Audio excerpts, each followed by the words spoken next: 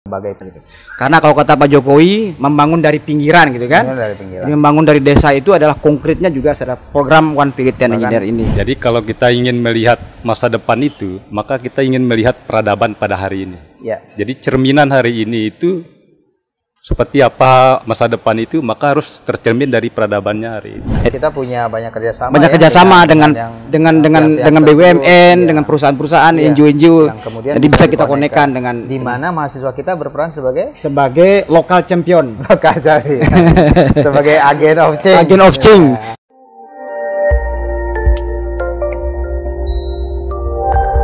Assalamualaikum warahmatullahi wabarakatuh. Ketemu lagi bersama saya Hairul Hudaya di acara Bincang-Bincang Rektor. Pada kesempatan episode kali ini kita membicarakan sebuah topik yang baru saja hari ini kita di Rabras Restro meluncing sebuah program namanya One Village Ten Engineers, atau dalam bahasa Indonesianya Satu Desa 10 Insinyur. Nah, untuk membahas hal ini kita kedatangan narasumber yang merupakan para pihak yang terlibat di dalam program ini. Di sebelah saya ada Direktur Kerjasama Dalam Negeri Bang Muhammad Iqbal Sanggo. Assalamualaikum Bang. Waalaikumsalam. Nah, kalau sama Bang Iqbal ini kita udah pernah punya podcast juga sendiri ya dulu dengan Sambavanya. Betul sekali. Sudah dua kali. Dua kali nih Bang Iqbal. Oke. Selanjutnya ada salah satu mahasiswa kita yang mendapatkan beasiswa di One Village Ten Engineers, yaitu Mbak Asmawati. Assalamualaikum Mbak. Waalaikumsalam Pak. Nah, asal dari Juran Alas. Dari Juran Alas, salah satu desa yang saat ini sebagai penerima ya beasiswa One Village Ten Engineers. Ya, oke, selanjutnya ada Pak Kepala Desa dari Poto, Pak Muin. Assalamualaikum Pak Muin. Waalaikumsalam. Gimana kabar? Sehat? Baik ya? Pak. Baik. Alhamdulillah. Terima kasih atas kehadirannya Pak Kades. Dan juga salah satunya ini ada abang ganteng kita dari Batu Tering. Nah, siap. Bang Alwan Hidayat. Assalamualaikum Bang Alwan. Waalaikumsalam warahmatullahi wabarakatuh. Terima kasih sudah bersama-sama kita di sini di acara Bincang-Bincang Rektor. Nah teman-teman semua, jadi Universitas Teknologi Sumbawa baru saja kita melaunching sebuah program yang namanya One Village Ten Engineers. Yang program ini memang ditujukan untuk meningkatkan kapasitas sumber daya manusia yang ada di desa, dan tentu saja nanti setelah mereka lulus, mereka harus kembali ke kampung halamannya, kemudian membangun bersama para Pak Kades dan para pemangku kebijakan di sana, membangun desa untuk tentu saja kesejahteraan masyarakat desa yang di sana. Nah, untuk hal itu saya pengen tahu lebih jauh lagi nih, lebih dalam sebenarnya bagaimana story-nya terkait dengan program ini. Mungkin kepada Pak Direktur kita, Bang Iqbal Sanggo, bisa dijelaskan mungkin bagaimana sebenarnya sih filosofi dan tujuan lah katakanlah program ini, Bang Iqbal. Silakan Bang. Terima kasih Pak Rektor. One Village Ten Engineer, Satu Desa 10 Insinyur ini sebenarnya kalau kita membaca sejarahnya itu memang Pak Rektor kita ini yang hebat ini yang sudah pertama kali menyampaikan gagasan dan pendapat idenya ini. Bagaimana sih kontribusi konkret perguruan tinggi dalam meningkatkan sumber daya manusia di desa, sehingga lahirlah namanya program One Village Ten Engineer, Satu Desa 10 Insinyur. Nah, konkret program ini adalah memberikan beasiswa kepada putra putri terbaik desa untuk bisa mendampingi dan membantu desa baik dari segi sosial, budaya, ekonomi, politik dan sebagainya. Jadi kami pun bagian dari perguruan tinggi dari UTS membantu program ini sukses karena memang berkepentingan sekali untuk memberikan peningkatan kualitas sumber daya manusia di desa lewat pemberian beasiswa OVT ini, Pak Rektor. Jadi menurut saya pribadi OVT ini salah satu hal konkret sekali dari UTS dan kemudian berkolaborasi dengan desa, dengan kepala desa, agar hal-hal yang masih belum terurai, hal-hal yang masih belum harus diperbaiki, dicarikan solusinya, maka bersama-sama dengan desa, dengan perguruan tinggi membantu itu untuk melakukannya. Kira-kira begitu Pak Rektor. Ya, ini memang satu program yang digagas untuk dedikasi kita untuk daerah ini ya, yang tanah Samawa yang kita cintai ini. supaya bisa lebih berkembang ke depannya. Ya. Bang Ik, jadi dalam proses persiapannya ya, kira-kira kemarin Bang Iqbal itu kan sudah menghubungi berbagai pihak ya. Ya, betul. Bagaimana prosesnya Bang Ik bisa sampai? Memang Pak Rektor tahapannya kemarin agak panjang. Awalnya kita membangun dulu komunikasi dengan beberapa Bapak Kades, Ya. para kepala desa, karena sebelum ada semacam kesepakatan dengan para Kades, tentu kami dulu membangun persepsi dulu, Ya. membangun kesepahaman bersama dulu. Benar nggak kita sama-sama punya visi yang sama, untuk mencerdaskan manusia di desa itu. Sehingga setelah kita diskusi panjang dengan para Kades, akhirnya ada beberapa Kades yang mungkin Kades-Kades hebat ini sudah mulai sepaham gitu dengan kita dan menemukan persepsi yang sama, sehingga mulai sepakat bahwa kita ini harus bersama-sama membangun manusia dari desa gitu. Karena kalau kata Pak Jokowi, membangun dari pinggiran gitu kan. Dari pinggiran. Jadi membangun dari desa itu adalah konkretnya juga ada program One Village Ten Engineer ini. Dari Bung Hatta juga ya. Bung beliau Hatta juga kan menyampaikan tadi kan mengatakan lebih demikian. baik menyalakan lilinnya bukan di kota tetapi di desa-desa. Nah, gitu ya. sesuai dengan kalimatnya juga Pak Rektor, membangun infrastruktur itu mudah. Kalau ada duit bisa kita bangun. Tetapi membangun kultur, membangun manusia itu nggak gampang. Betul. Butuh proses, butuh waktu yang panjang. Dan saya pikir kepala desa yang hari ini mengirimkan mahasiswanya untuk kuliah di UTS lewat program UTI adalah para kades yang sepakat dan sependapat bahwa kuncinya adalah pembangunan sumber daya manusia. Luar biasa. Nah, untuk konfirmasi hal ini kita pengen tanya langsung ke Pak Kades Alwan dulu. Pak Kades Alwan, ini tadi Bang Iqbal sebutkan ternyata memang kita sudah membangun komunikasi dan hari ini kurang lebih ada 15 desa yang kepala desanya menandatangani kerjasama dengan kami. Dan salah satunya Pak Kades Batu Tering, Pak Alwan Hidayat. Pak Kades, bagaimana Pak Kades melihat program ini? Terus kemudian kenapa Pak Kades ingin kemudian ikut berkontribusi di dalam program ini? Mungkin bisa dijelaskan kepada kita Pak Kades. Baik, terima kasih, luar biasa ini ya. Jadi saya menangkapnya seperti ini. Pertama, bahwa ini adalah sebuah konsekuensi logis dari suatu peradaban.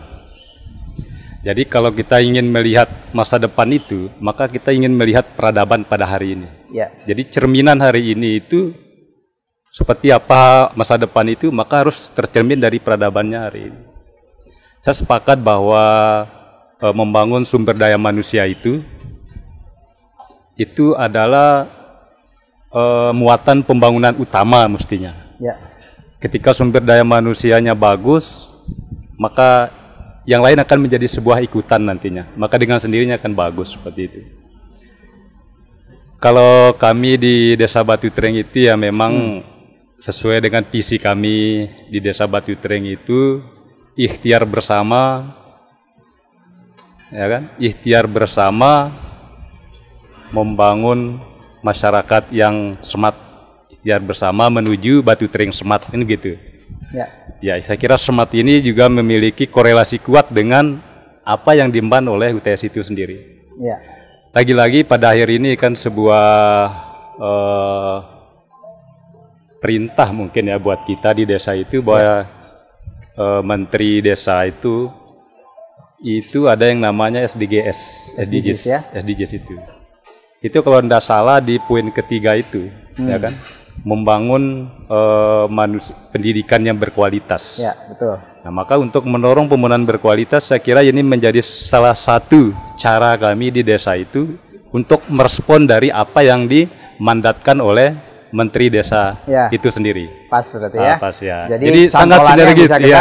Wah, selaras saya kira. Jadi bukan sesuatu hal yang kebetulan saya kira sesuatu ya. Yang kebetulan. Saya kira ini menjadi sebuah kewajiban bersama. Kita sepakat bahwa Pak Presiden juga ya kan selalu berbicara tentang bagaimana membangun arus pinggiran itu sendiri ya. Nah, Pak Presiden juga bukan perkara kebetulan ngomong seperti itu.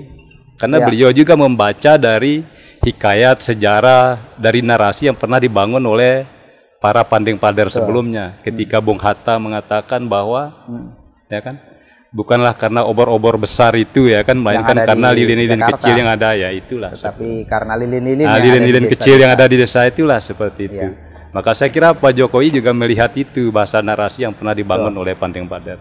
Jadi saya kira kami di desa kita sangat sepakat tentang hal itu, kita ikut mensukseskanlah program OFT ini. Terima kasih, Insya Allah. Pak Kades, luar biasa.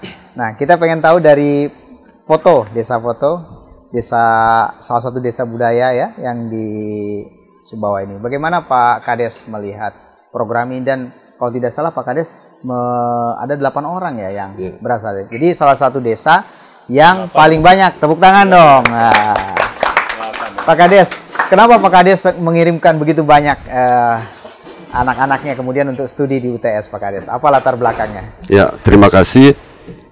Kita tahu kalau rata-rata desa itu persoalan utamanya adalah sumber daya. Sumber daya manusia yang masih rendah. Maka ketika awal pemerintahan saya menyusun RPJMDes. Ya. Karena saya sudah membaca bahwa kebutuhan desa sebetulnya adalah persoalan sumber daya. Ya. Maka di RPJMDes saya itu ada program satu rumah satu sarjana. Satu rumah satu sarjana. Satu rumah satu sarjana. Nah, dan ketika UTS coba mengajak berdiskusi berkaitan dengan program OPT, saya kira ini terkoneksi sekali. Ya.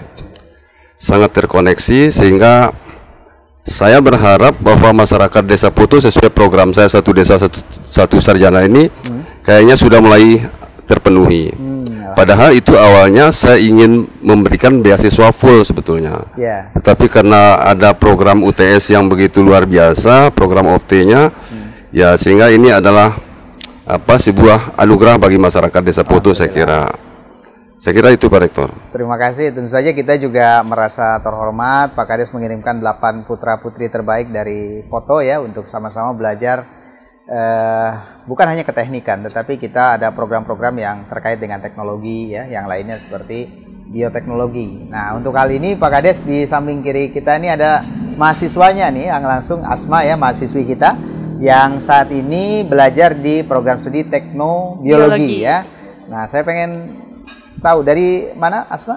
Saya berasal dari Desa Juran Alas. Dari Juran Alas ya. Dari Juran Alas ya, daerah barat. Barat ya, barat Sumbawa. Nah, Asma kenapa tertarik belajar bioteknologi itu? Pengen apa sebenarnya? Apa yang ingin dikembangkan Asma? Karena Asma harus kembali lagi ke desa. Nah. Jadi awalnya mau masuk biotek tuh tertarik di bidang bioteknologi tuh banyak sekali riset-riset dan penelitian di mana menemukan hal baru yang dimana penelitian itu menghasilkan suatu barang atau jasa yang dimana bisa dikembangkan atau bisa digunakan oleh masyarakat sendiri. Nah, jadi kayak gimana misalnya? Yang kan banyak sekali sekarang yang menerapkan sistem GMO yang dimana GMO ini merubah suatu genetik atau menampakkan genetik pada suatu tumbuhan yang di mana tumbuhan tersebut bisa tahan hama dan bisa tahan dari cuaca yang berubah-ubah. Ya, seperti Juran Alas itu. Kenapa? Karena daerah pertanian ya. Iya, daerah pertanian di Juran Alas itu sangat luas. Sangat luas. Misalnya apa? Tanaman-tanaman di sana yang ada jagung, ada padi, terus kedelai. Kedelai juga ya. Ya. Dan pengennya Asma ingin menjadi seorang engineer di bidang bioteknologi. Ya. Dan kemudian kayak dengan menggunakan rekayasa genetika berarti ya. Gitu. Wah, luar biasa itu. Kalau bisa misalnya mangga yang tadinya kecut terus dibuat jadi manis gitu ya. Ya. Itu kan bagian daripada bioteknologi ya. Ya. Terus ada lagi kalau kemarin itu misalnya kan biotek itu terkait dengan bakteri misalkan ya, ternyata bakteri itu ada juga bakteri yang baik yang digunakan untuk misalnya atau jamur ya, misalkan jamur tiram, jamur merang itu kan termasuk dalam bioteknologi, dalam probiotik namanya. Probiotik juga ya. Ya. Ya untuk ikan ya. Ya, sama buat tumbuhan bakteri probiotik namanya itu bakteri baik, Pak. Bakteri baik. Ya, buat bisa mengembangkan bakteri itu buat sebagai berperan baik gimana misalnya bisa jadi tumbuh-tumbuhan yang baik, hewan yang hewan yang tumbuh baik kayak gitu Pak misalnya. Biar hewannya itu tidak gampang punah, tidak terkena penyakit, bisa bertumbuh lebih cepat, lebih besar gitu Pak. Oh gitu. Jadi misalnya pakan sapi gitu ya? Ya.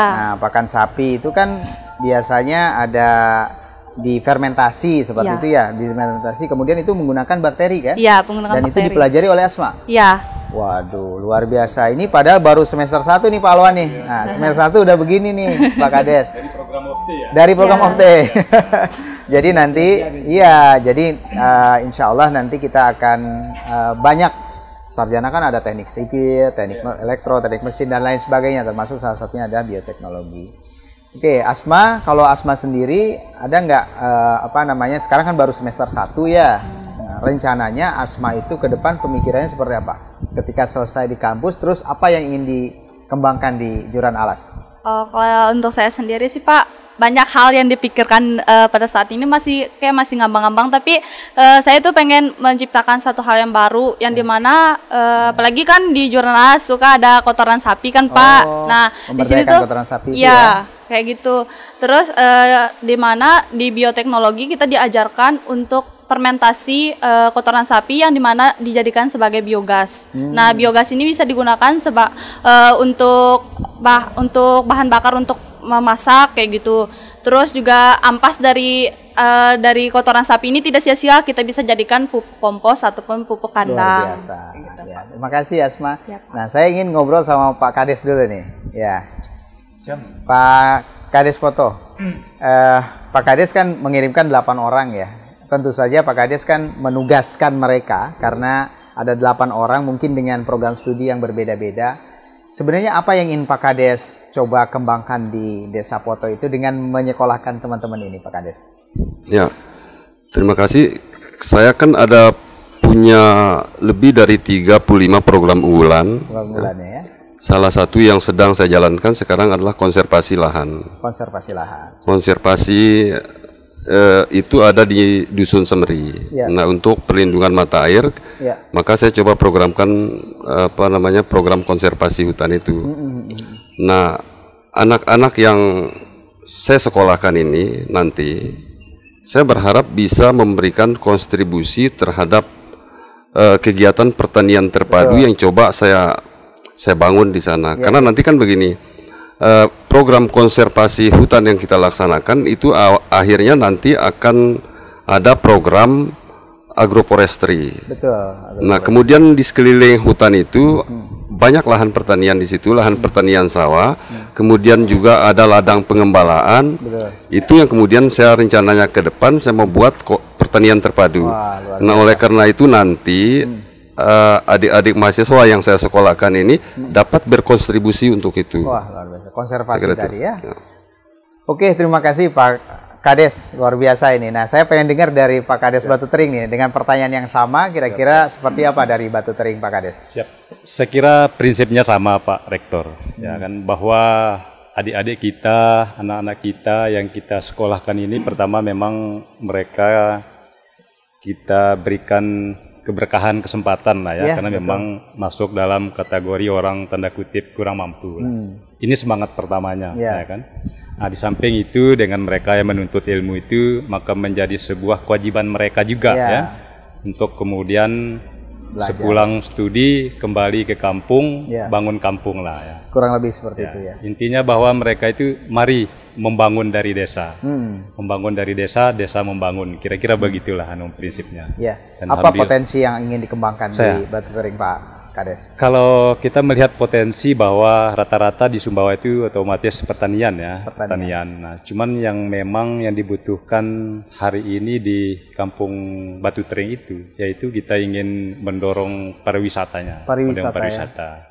Ya, saya kira bukan barang mustahil lah. Ya. Saya melihat bahwa walaupun kemudian adik-adik yang kita titipkan berkuliah di sana itu, walaupun memang tidak linear dengan potensi yang coba saya branding misalnya pariwisata misalkan, karena ada teknologi pariwisata kayaknya gitu ya. Belum. Ya, tapi kan saya percaya bahwa UTS itu akan tetap menjadi mitra strategis buat setiap desa ya, yang sudah melakukan MUU untuk melakukan pendampingan lah. Betul. Saya kira adik-adik ini menjadi katalisator lah sementara ya, jembatan penghubung antara desa dengan UTS itu sendiri. Jadi ada kekurangan-kekurangan, saya kira UTS pasti ngambil bagian lah untuk membangun desa itu. Seperti itu. Terima kasih. Jadi desa pariwisata tuh, karena saya pernah ke sana, ada liang bukal, liang petal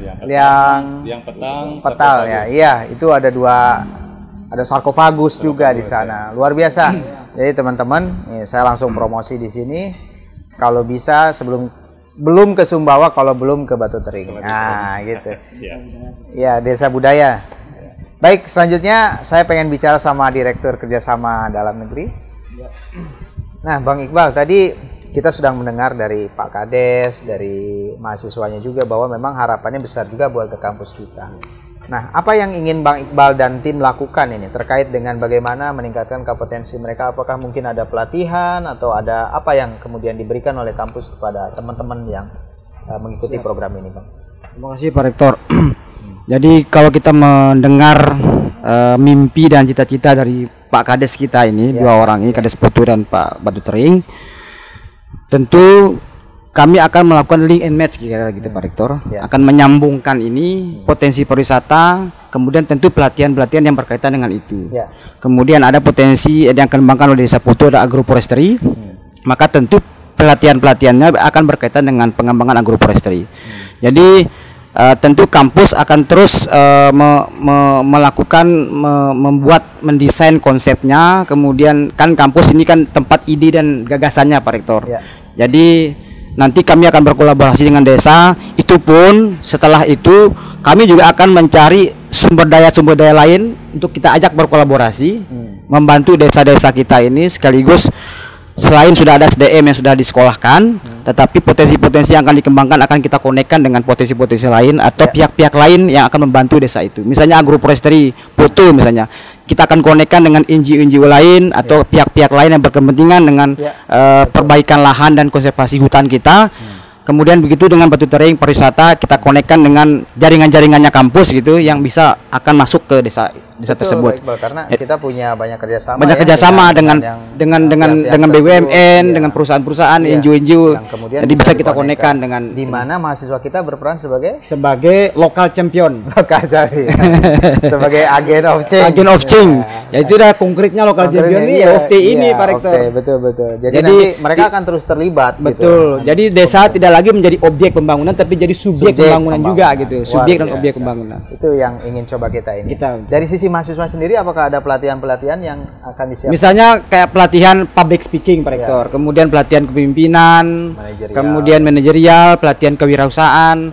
Karena selain memang mereka ini punya kemampuan secara akademik gitu ya. Misalnya teman-teman tadi dari biotek, tapi kita juga dituntut untuk mereka bisa berbicara depan umum, public speaking, bisa menguasai bahasa Inggris. Karena mereka akan jadi pemimpin di masa akan datang. Jadi ketika mereka nanti bagaimana mungkin mereka menyampaikan pendapat dan gagasannya kalau mereka tidak bisa berbicara di depan orang lain. Jadi itulah pentingnya ada pelatihan-pelatihan. Ini belum dilatih saja Asma sudah bagus banget ya. Bagus apalagi kalau dilatih ya. Jadi memang luar biasa program ini, sangat istimewa gitu. Selain akademik dikasih pelatihan khusus soft skill gitu kan untuk mengembangkan diri. Oke, tadi kita sudah mendengar dari kampus, dari Pak Kades dan juga dari salah satu mahasiswa yang mendapatkan program ini. Tanggapannya memang luar biasa, tapi kita akan menunggu, ada waktu kurang lebih 3,5 tahun sampai 4 tahun lagi sampai mereka lulus, dan kemudian memang kita saat ini menanam istilahnya. Kalau memanennya mungkin kita tunggu sekitar 5-6 tahun lagi ke depannya, tetapi proses penanaman ini memang akan kita rawat sebaik-baiknya dengan segenap sepenuh hati gitu ya. Bagaimana nanti mereka juga akan dilengkapi oleh tadi pelatihan-pelatihan yang terkait. Nah, karena waktu kita terbatas nih Pak Kades, mungkin saya pengen dengar closing statement lah dari Pak Kades, harapan-harapan terkait dengan program ini dari Pak Kades Alwan dulu. Silakan Pak Kades. Baik, terima kasih. Saya kira kami sangat mengapresiasi dari program OFT yang telah digagas oleh Universitas Teknologi Sumbawa. Terima kasih Pak Rektor, terima kasih Pak Menteri Dalam Negeri ya. Menteri Dalam Negeri BTS ini luar biasa. Pada intinya kami memiliki persepsi yang sama bahwa kebaikan itu adalah suatu perkara ya, suatu keniscayaan yang harus kita lakukan ya kan? Karena yang kita tinggalkan nanti yaitu otomatis amal jariah. Nanti apa yang kita lakukan pada hari ini adalah amal jariah kita ke masa depan. Saya kira begitulah anunya. Yang terakhir bahwa ada gium teori sosial mengatakan bahwa sesuatu itu dikatakan ada manakala dia berfungsi. Saya ingin mencontohkan pada posisi uang. Uang itu kan ada untuk menjadi nilai tukar. Maka ketika kita menjadi manusia yang baik, maka mestinya kita berfungsi sebaik-baik mungkin lah buat orang lain. Kira seperti itu. Terima kasih Pak Rektor. Terima kasih Pak Kades, luar biasa. Pak Kades Poto.